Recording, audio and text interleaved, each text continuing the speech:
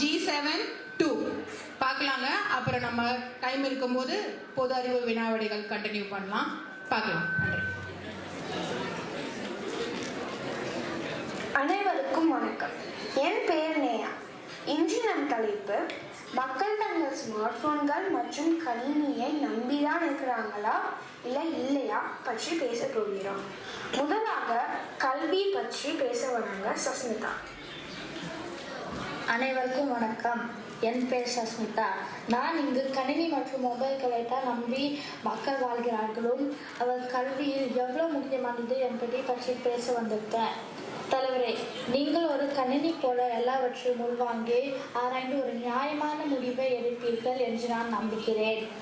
என்னை போல கூகுளில் கண்டுபிடித்து வந்திருக்கும் எனது அணியினரே மற்றும் ஃபார்வர்ட் மெசேஜஸ் மட்டுமே பார்த்து வந்திருக்கு எனது எதிர் அணியினரே, நல்லா கேளுங்க. அமெரிக்காவை பொறுத்த வரைக்கும் கணினி இல்லைன்னா கல்வி இல்லை என்று சொல்லலாம். உதாரணமாக சொல்லணும்னா எக்ஸல், ஃப்ளோகாபுலரி, மேட், கூகுள் கிளாஸ்ரூம் பயன்படுற எல்லாமே கணினி மயம் தான்.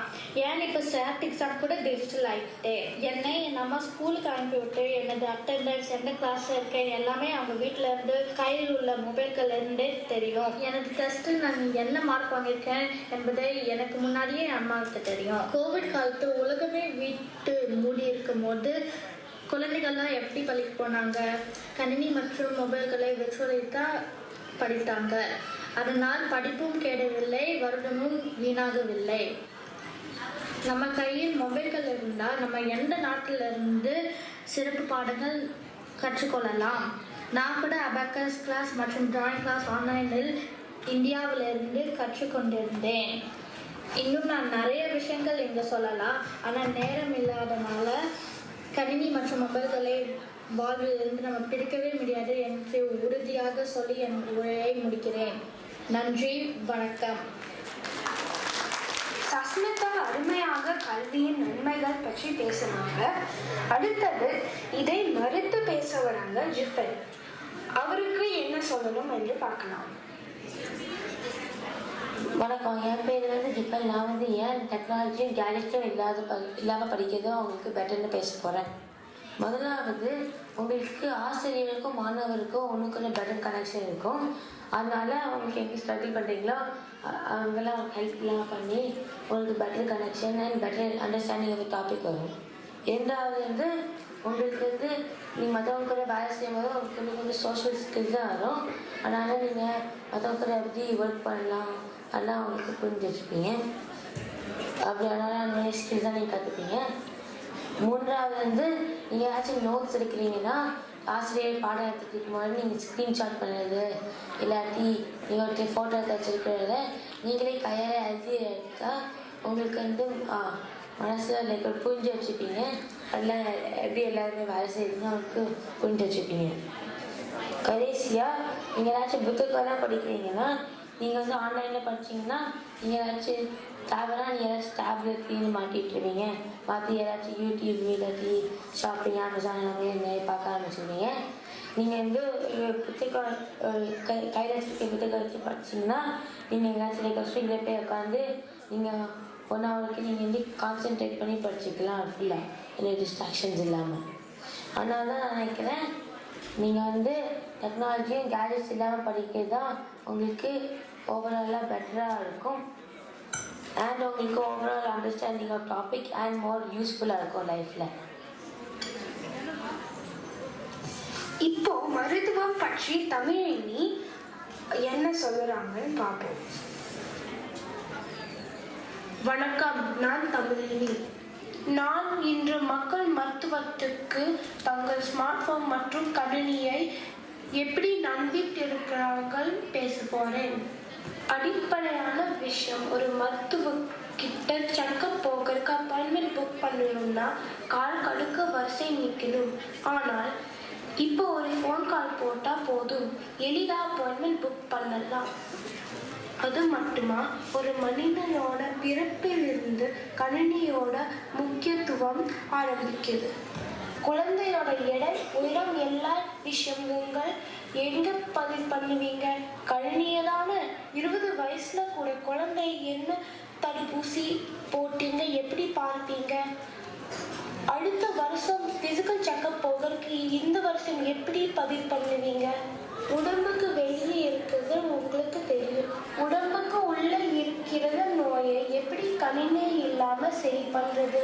கோவிட்க்கு அப்புறம் டெலிமெடிசன் ப்ராப்ளம் ஆயிடுச்சு. அதை யாராலும் மறுக்க முடியுமா? சிறந்த மருத்துவர்களின் ஆலோசனை எங்கிருந்து வேணாலும் கிடைக்கும். கணினி மற்றும் ஸ்மார்ட் போன் இல்லாம இது நடக்குமா? வாய்ப்புக்கு நன்றி, வணக்கம். தமிழினி சொல்றது கரெக்டு தான். ஆனால் எதிர் அணியிலிருந்து ஸ்ரீநிதியோட பதில் என்னன்னு பார்ப்போம். வணக்கம், என் பேர் ஸ்ரீநிதி.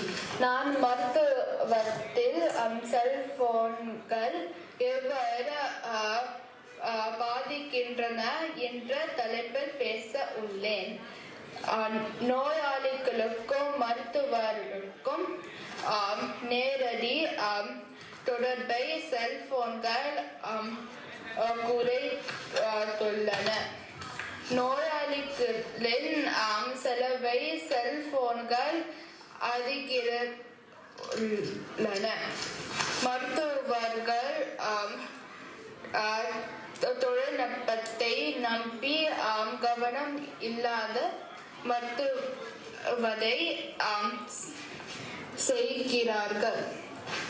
நோயாளிகளின் தனி உரிமை பாதிக்கப்பட்டுள்ளது. அதனால் செல்போன்களை அதிக மருத்துவர்கள் பயன்படுத்தி கூடாது. பாய். அடுத்து பொழுதுபோக்கு பற்றி பேச வராங்க இனியா. அவையில் அமர்ந்திருக்கும் அனைவருக்கும் என் முதற்கண் வணக்கம். இப்போ உள்ள காலத்தில் சோறு தண்ணி இல்லாமல் கூட வாழலாம், ஆனால் ஸ்மார்ட் ஃபோன் இல்லாமல் வாழவே முடியாது. இன்னைக்கு பிறந்த குழந்தையிலேருந்து வயசான தாத்தா பாட்டி வரைக்கும் பொழுதுபோக்கே ஸ்மார்ட் ஃபோன் தான். பொழுதுபோக இந்த ஸ்மார்ட் ஃபோனில் கொஞ்சம் நெஞ்ச விஷயங்கள் இல்லைங்க. பிறந்த குழந்தைக்கு தாலாட்டு பாட்டு, இன்னும் கொஞ்சம் வளர்ந்ததுக்கப்புறம் குழந்தைங்களுக்கு ரைம்ஸு, கார்ட்டூனு, சின்ன பசங்கள்லேருந்து பெரியவங்க வரைக்கும் விளையாடுறதுக்கு விதவிதமான கேம்ஸு. இந்த ஸ்மார்ட் ஃபோன் வந்ததுக்கப்புறம் 24 மணி நேரம் பத்தவே மாட்டேங்குது. கோவிட் வந்து உலகமே வீட்டுக்குள்ளே அடைஞ்சி கிடந்தப்ப ப்ரைம், நெட்ஃப்ளிக்ஸ், யூடியூப் கேம்ஸ்ன்னு நிறைய வழியில் மக்கள் நேரமே போகிறதே தெரியாமல் எல்லாரும் பொழுதுபோக உதவியாக இருந்துச்சு. எங்கேயாவது தனியாக இருக்கிறப்பவும் வெளியூருக்கு ட்ராவல் பண்ணுறப்பவும் பொழுதுபோக்கே ஸ்மார்ட் ஃபோன் தான். முன்னாடி மாதிரி நண்பர்கள் பக்கத்தில் இருந்தால் மட்டுமே ஜாலியாக இருக்கணும்னு இல்லை, ஸ்மார்ட் ஃபோன் இருந்தாலே போதும். ஊர் உலகத்திலேயே எங்கே இருந்தாலும் பேசலாம். இனியா மிக அருமையாக அவங்களோட கருத்துக்களை சொன்னாங்க. இனியாவுக்கு என்ன பதில் இருக்குன்னு பார்ப்போம். சூர்யா, நீங்கள் என்ன சொல்ல விருப்பப்படுறீங்க? வணக்கம், என் பேர் சூர்யா. நான் இன்னைக்கு ஏன் பொழுதுபோக்குக்கு இன்டர்நெட்டும் கணினியும் வேண்டாம்னு பேச போனேன். முதல்ல நாங்கள் முன்னாடி நாங்கள் வெளியில் விளையாட்டு கண்ணாம்பூச்சி, கால்பந்து எல்லாம் விளையாண்டுட்டு இருந்தோம். இப்போ பார்த்தா நாங்கள் ஃபோனில் உட்காந்து நாங்கள் இப்படியே உட்காந்து வாட்ச் பண்ணிட்டு இருக்கோம். ஆனால் இப்படி இருந்தால் நாங்கள் ரொம்ப சோகமாக இருப்பேன். நன்றி. பிறகு விவசாயம் பற்றி பேச வராங்க ஹாசினி எஸ். வணக்கம், என் பேர் ஹாசினி. மக்கள் தங்கள் ஸ்மார்ட் போன்கள் மற்றும் கணினியை விவசாயத்தில் எந்த அளவுக்கு நம்பியிருக்கிறார்கள் என்பது பற்றி பேச போகிறேன். கணினியை கொண்டு விவசாயிகள் வானிலையை முன்பே அறிந்து கொள்ளலாம். தேவையில்லாமல் மழை வரும்போது வயலுக்கு தண்ணீர் பாய்ச்ச வேண்டாம்.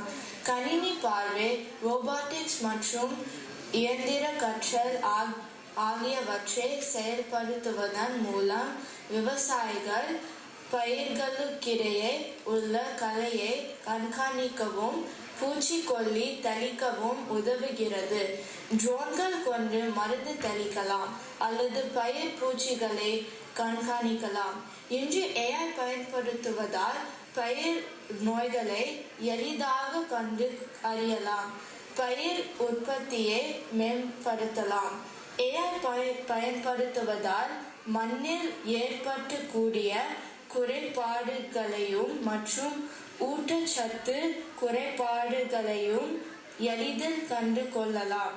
ஒரு மூலையிலிருந்து உலகத்தின் மறுமூலையில் உள்ள விவசாய நுணுக்கங்களை எளிதாக அறிந்து கொள்ள கணினி பயன்படுகிறது. வீட்டில் இருந்தபடியே ஸ்மார்ட் போன் மூலமாக வயலுக்கு தண்ணீர் பாய்ச்சலாம். வீட்டில் இருந்து மட்டுமல்ல, எங்கிருந்து வேண்டுமானாலும் வயலை கண்காணிக்கலாம். ஸ்மார்ட் போன் மற்றும் கணினியின் தேவை விவசாயத்திற்கு தேவைன்னு சொல்லி வாய்ப்புக்கு நன்றி, விடை பெறுகிறேன். ஹாசினியஸ் மிக நன்றாக விவசாயம் பற்றி பேசினாங்க. ரச்சிதா, உங்கள் பதில் என்ன? மக்கள் தங்கள் ஸ்மார்ட் போன் மற்றும் கணினியை விவசாயத்திற்கு நம்பி இருக்கிறார்களா இல்லையா? இல்லை என்று பேச வந்திருக்கிறேன். என் பேர் ரச்சிதா. பழைய காலத்தில் யாருக்கிட்ட ஸ்மார்ட் போன் மற்றும் கணினி இருந்தது? எங்கள் தாத்தா கிட்ட ஸ்மார்ட் போன் கணினி இல்லை, ஆனாலும் அவர் விவசாயம் செய்தார். பழைய காலத்தில் உள்ளவர்களுக்கு எந்த மண்ணில் என்ன விளையும் என்று அவர்களுக்கு நன்றாகவே தெரியும். இது எல்லாமே அனுபவ அறிவில் இருந்து வந்தது. கம்ப்யூட்டரில் இருக்கும் தகவல்கள் எல்லாமே அவர்களோட அனுபவ அறிவு தான். எந்த வெதர் அப்பா இருந்ததா இல்லை, எல்லாமே அவர்களோட அனுபவ அறிவில் இருந்து வெயில் வருமா மழை வருமா என்று அவர்களுக்கு நன்றாகவே தெரியும். எந்த காலத்தில் எந்த பயிரிடலாம், எடுத்துக்காட்டு நெல், வேர்கள், உளுந்து, காய்கறிகள் எப்போ பயிர் செய்யணும்னு அவர்களுக்கு தெரியும்.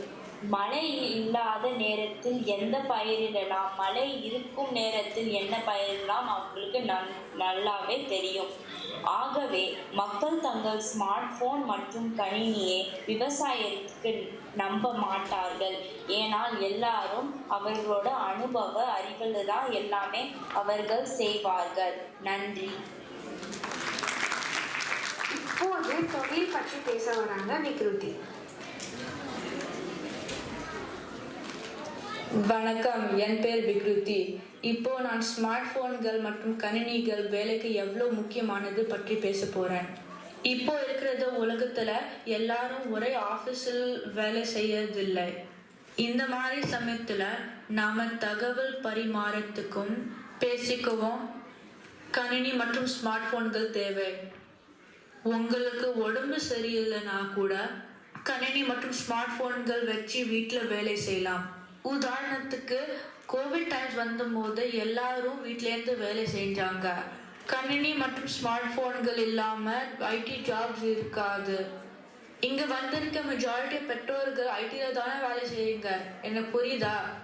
ஸ்மார்ட் போன்கள் மற்றும் கணினி பயன்படுத்தி நிறைய வேலை சீக்கிரமாக செய்யலாம். என் உரையை நான் முடிப்பதற்கு முன்னாடி நான் ஒன்று சொல்லிட்டு முடிக்கிறேன். நம்ம வாழத்துக்கு காற்று, தண்ணி எவ்வளோ முக்கியமோ கணினி மற்றும் ஸ்மார்ட் போன்கள் அவ்வளோ முக்கியம். வாய்ப்பு தந்த அனைவருக்கும் நன்றி கூறி விடைபெறுகிறேன். நன்றி, வணக்கம். விக்ருதி நம்ம தொழிலில் எப்போதான் ஸ்மார்ட் போன்கள் மற்றும் கணினியை பயன்படுத்துவோம் பற்றி பேசுனாங்க. ஜஷுன், உங்கள் பதில் என்ன? வணக்கம், என் பேர் ஜஷன் ராஜேஷ் கண்ணன். இன்று நான் என் எதிரணியினர் எதற்கெல்லாம் தேவையில்லாமல் செல்போன் மற்றும் கணினியை நம்பி தொழில் செய்கிறார்கள் என்று பேச போகிறேன். முதல் தொழிலாக ஆன்லைன் ஷாப்பிங் பற்றி சொல்லலாம். உதாரணத்திற்கு ஒரு பேனா வாங்க கடைக்கு சென்றால் 2 நாட்கள் முடிய வேண்டியதை நாம் ஆன்லைன் ஷாப்பிங்கில் பேனா மற்றும் ஷிப்பிங் விலை அதிகமாக கொடுத்து வீட்டிற்கே வர வைக்கிறோம். அதற்கு கணினி, செல்போன் வாங்கவில்லை, மாதமான கனவில்லை மற்றும் சப்ஸ்கிரிப்ஷன் விலை என்று அப்பப்போ ஆன்லைன் ஷாப்பிங்கில் புடுங்குகிற ஆணி எல்லாமே தேவையில்லாத ஆணிதான். அடுத்தது உணவு தொழிலில் உணவு ஆர்டர் பற்றி பேசுவோம். நேராக ஹோட்டலுக்கு சென்றால் அளவோடு சாப்பிட்டு திருப்தியுடன் வருவோம். ஆன்லைன் ஆர்டர் பண்ணி சாப்பிட்டா கோவிட் மட்டும் தான் வராது, ஆனால் கொலஸ்ட்ரால், பிபி, சுகர் எல்லாம் வர அதிக வாய்ப்பு உள்ளது. ஆனால் 2 இட்லி தக்காளி சட்னி எதுக்கண்ணே ஸ்மார்ட் ஃபோன் மற்றும் கணினி? சைபர் அட்டாக் மூலம் நிறைய தொழில்கள் முடக்கப்படுகிறது. நிறுவனத்தின் ரகசிய தகவல்கள் அனுமதியின்றி விற்கப்படுகிறது. நடுவரே, அனைத்து தொழிலிலும் கணினி மற்றும் செல்போன் பயன்படுத்துவதை விழித்து செய்தால் மட்டுமே இந்த சமூகம் தொழில் வளர்ச்சியில் பிழைத்துக் கொள்ளும் என்று சொல்லி என் பேச்சை நிறைவு செய்கிறேன்.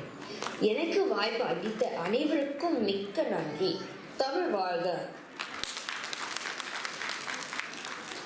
அடுத்தது அணியின் முடிவா சமூகம் பற்றி பேச வராங்க ஹர்ஷினி.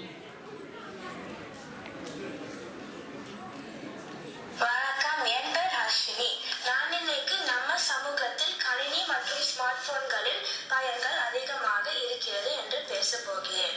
சில வருடங்களுக்கு முன்னால் கோவிட்-19 காலத்தில் படிப்பதற்கும் ஆபீஸ் வேலையை பார்ப்பதற்கும் எதை பயன்படுத்தினார்கள்? இதுதானே. கணினி மற்றும் ஸ்மார்ட் போன் இல்லைனா நீங்க தினமும் எப்படி வேலை செய்வீர்கள்? எல்லா துறைகளிலும் கணினியின் பயன்பாடு அதிகமாக இருக்கிறது. கணினி இல்லைனா நம் பெற்றோர்கள் அமெரிக்கா வந்திருக்க முடியுமா? ஸ்மார்ட் போன் இருந்தா அமெரிக்காவில் இருந்தாலும் வீடியோ கால் போட்டு என் சொந்தங்களை பார்த்து பேச முடியும். இதே மாதிரி என் சின்ன வயசு வீடியோ மற்றும் போட்டோவை சில வருடங்களுக்கு பின்னால் கூட பார்த்து ரசிக்க முடியும். ஸ்மார்ட் போன் இருந்தா பேங்க்கு போவே தேவையில்ல, வீட்டில இருந்தே பணம் தரலாம், இல்லைன்னா பணம் எடுத்துக்கலாம். இதே மாதிரி சினிமாவுக்கும் போக தேவையில்ல, வீட்டில இருந்தே உனக்கு பிடித்த படங்களை பார்க்க முடியும். கணினியும் ஸ்மார்ட் போன் இல்லைன்னா நம்ம எப்படி இருக்க முடியும்? இதனால்தான் மக்கள் தங்கள் ஸ்மார்ட் போன்களையும் மற்றும் கணினியையும் நம்பித்தான் இருக்கிறார்கள் என்று சொல்கிறேன். நன்றி, வணக்கம். ஹர்ஷினி எல்லாரும் சொன்னதை வச்சு சுருக்கமாக சொன்னாங்க. வாங்க ஹர்ஷினிக்கு உங்கள் பதிலை சொல்லுங்க.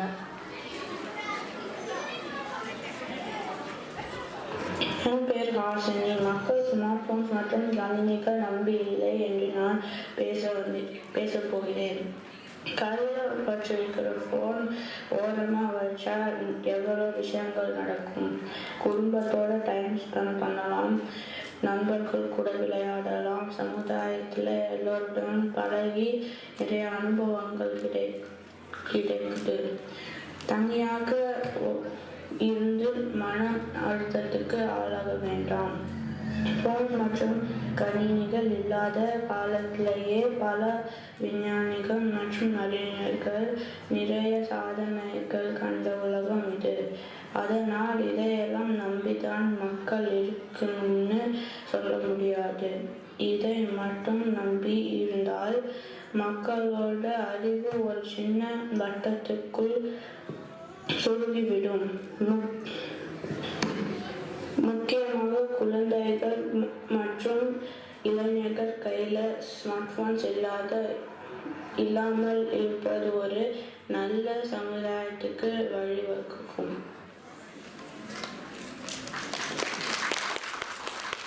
எல்லாருமே நல்லா பேசுறாங்க.